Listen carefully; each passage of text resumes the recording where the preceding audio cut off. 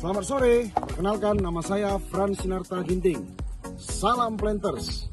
Saya asisten kepala di Kebun C. Berlian, PT Penpat, Regional 3. Pada kesempatan ini saya akan menyampaikan beberapa hal yang saya ketahui tentang manajemen bisnis.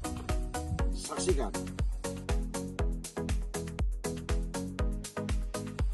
Seorang asisten kepala merupakan pimpinan tingkat menengah. Pimpinan pada tingkat ini tidak hanya berfokus pada pengelolaan tugas sehari-hari, tetapi juga berperan dalam perencanaan, pengorganisasian, pengambilan keputusan, serta pengembangan dan pemeliharaan hubungan dengan tim stakeholder. Untuk itu, seorang manajer tingkat menengah harus memiliki keterampilan yang meliputi keterampilan pengambilan keputusan atau decision maker skills. Manajer menengah seringkali harus membuat keputusan penting untuk mempengaruhi tim atau unit mereka. Meskipun keputusan tersebut mungkin harus dibicarakan dengan manajer tingkat atas. Manajer tingkat ini harus kuat dalam analisa data, memahami informasi yang tersedia dan menggunakan data tersebut untuk membuat keputusan yang terinformasi. Begitu juga harus bisa mempertimbangkan risiko, menganalisa potensi risiko dan konsekuensi dari keputusan yang akan diambil. Keputusan juga harus tepat, dengan tanpa menunda-nunda atau terlalu terburu-buru. Manajer tingkat menengah bertanggung jawab untuk mencanangkan, mengelola, dan mengawasi pekerjaan tertentu dalam suatu tim, serta menyusun rencana kerja yang jelas termasuk tujuannya, timeline, dan sumber daya yang dibutuhkan. Dalam kegiatan operasional sehari-hari di unit kebun, manajer tingkat menengah yang dalam hal ini merupakan asisten kepala merupakan penyambung informasi yang disampaikan oleh manajer tingkat atas kepada manajer tingkat bawah, serta memastikan informasi tersebut dapat terlaksana dengan baik. Seperti contoh, instruksi penanaman neprolepis beserta yang sedang masih dikerjakan khususnya di unit Kebun C. Berlian sendiri.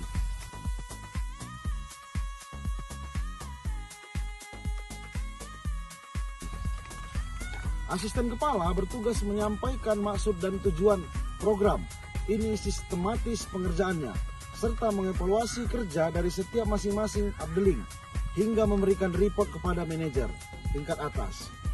Perencanaan merupakan tahapan awal dan menjadi salah satu kunci sukses dan proses manajemen.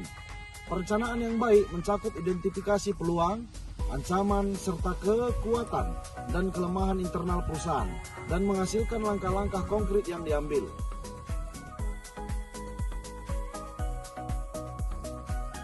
Dalam tahapan perencanaan, perlu untuk menentukan tujuan dan sasaran. Tujuan perusahaan bisa berupa target produksi dan laba serta sasaran harus smart specific, measurable, relevan, dan time bound.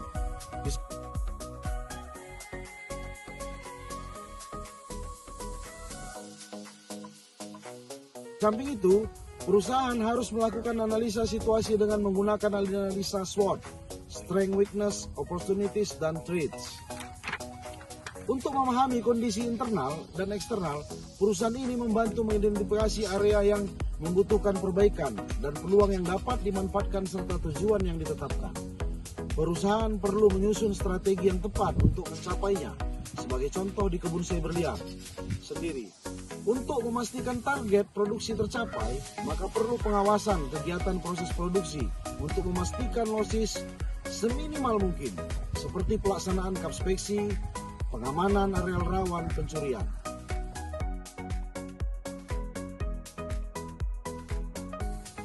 Sedangkan untuk strategi pencapaian laba perlu pengawasan yang lebih selektif terhadap pembelian barang, tidak selalu menghabiskan anggaran yang tersedia, serta memastikan target dari seluruh pekerjaan tercapai.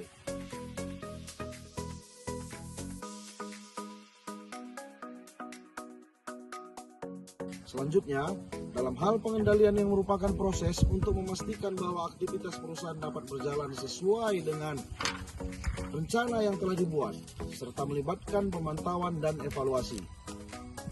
Untuk memastikan bahwa tujuan tercapai, pengendalian yang efektif juga melibatkan pemberian umpan balik untuk perbaikan yang berkelanjutan. Informasi yang diperoleh dari hasil evaluasi kinerja harus digunakan untuk menyempurnakan proses perencanaan di masa depan, menciptakan siklus perbaikan yang harus tetap berlanjut. Problem solving atau pemecahan masalah adalah proses yang digunakan untuk mengidentifikasi, menganalisa, dan menyelesaikan masalah yang dihadapi oleh individu atau organisasi. Sedangkan decision making adalah proses memilih di antara berbagai alternatif untuk mencapai tujuan tertentu. Sebagai contoh, case produksi tidak tercapai. Pertama, diidentifikasi terlebih dahulu mengapa hal tersebut bisa terjadi. Misalnya dikarenakan terjadi pencurian. Kemudian, dianalisa penyebab pencurian itu sendiri apa, seperti areal yang berbatasan langsung dengan masyarakat. Terakhir, kesimpulannya daripada semua itu, diambillah keputusan untuk mengantisipasi hal tersebut. Perlu dilaksanakan pembuatan parit batas misalnya. Masalah bukan untuk dihindari, ingat, tetapi untuk dipahami dan diselesaikan. Oke, sekian, selamat sore. Itu yang bisa saya sampaikan pada kesempatan sore hari ini. Mari kita tetap bagaimana untuk mengerti tentang manajemen bisnis, sehingga perusahaan yang kita tinggalkan atau perusahaan yang akan kita jalani akan memberi dampak terbaik buat kita, dan kita juga memberi dampak terbaik buat mereka. Sekian dari saya, salam rental, selamat sore.